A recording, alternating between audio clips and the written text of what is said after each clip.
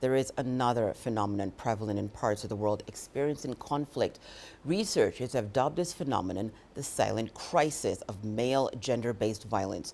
While statistics indicate that women and girls make up the majority of victims, men and boys are also sexually abused in conflicts. However, the full scale of this crisis globally is unknown because sexual violence against men and boys is such a hidden issue. Well, let's take a deeper look at this. Adding to the silent crisis of sexual violence against men and boys during conflicts, they're also more likely to be killed in such situations.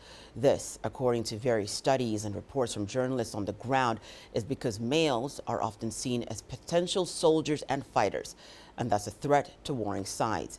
Global think tank, the Overseas Development Institute, or ODI, says that targeted killings of men and boys because of their gendered role should be recognized as a form of gender-based violence, similar to sexual violence against women and girls. Sexual violence against men and boys has so far been reported in over 25 conflict-affected countries across the globe. In the Democratic Republic of Congo, for instance, where the prevalence of rape in the country's east has been widely reported on for decades, according to ODI, more than 1 in 3 Congolese male refugees have experienced sexual violence. Researchers say that due to stigmatization, the figures of such incidents remains grossly underreported. We're now joined by William Carter, Country Director for Sudan at the Norwegian Refugee Council, and he's based in Gedaref, Eastern Sudan. Thank you so much for joining us, William. William, the ICC is investigating Darfur killings and rapes as violence surges in Sudan. What can you tell us, William, about the situation on the ground, especially in the Darfur region?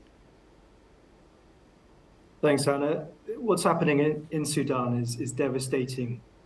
Truly devastating on many levels. We've had airstrikes, rape and pillaging in Khartoum. A new military front is opening in Kordofan. And as you mentioned, the Darfur region, which is expansive. It's the size of Spain or Sichuan province. And it's huge. And at the moment, there's a telecommunications blackout for most of it. But we understand from testimonies and from the glimpses that we've seen from staff and refugees that there's been systematic killings, there's been harsh conflicts, there has been rape, pillaging, wanton destruction. So it's truly devastating. Depressing also that this has been happening for 20 years. There was, as you mentioned, this first round 2 decades ago. We had a peacekeeping mission which folded in Darfur just 2 years ago. And after it's folded, the numbers increased. So as the conflict since April in Khartoum has divided the country, there's been so much lawlessness and misery and suffering in and around Darfur. William, I want to zone into this report that I read about men and boys also being sexually abused in conflicts, but the full scale of that crisis globally being unknown because it is such a hidden issue. According to your knowledge, William, how prevalent is this issue of violence against men and boys in situations of conflict, especially in Sudan right now, as that is the focus of our reporting? There's definitely all forms of violence. Some are on an ethnic basis, some are on a gender basis here as well. So, as you say, it's a hugely stigmatized issue. Of course, incredible trauma, not something that survivors often, especially male survivors, often disclose. It's a hugely sensitive topic as well. You know, the warring powers are not just struggling for territorial control, but also legitimacy, and it's often that these types of issues are suppressed. So it's not been easy to get a systematic overview, but in this period of lawlessness, of increased violence, of different attacks, different movements of people, I think it's quite clear that it's highly likely to be happening and very likely to be increasing until there's a stop to this violence.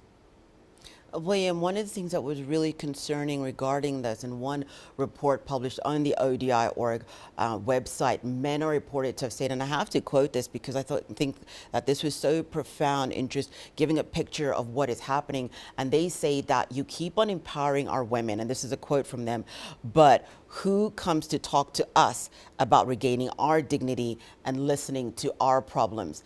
With some organizations, William, being aware about how real the crisis is of various abuses against men and boys in situations of conflict, what is some of the work being done to address this issue? Well, in normal times, there's an emergency response, but there's also longer term structural and societal issues and legal issues as well that come up for this. Both for women, mostly for women, to be honest, at the moment, as it's slightly more visible than men.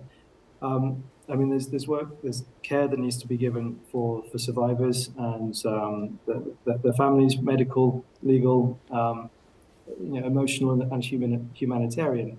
That usually needs to cover this, and it's clear that this is a huge need at the moment in Sudan. Right now, there's very limited humanitarian access into Sudan. Many visas have not been issued for NGOs, especially those that specialize in this type of care.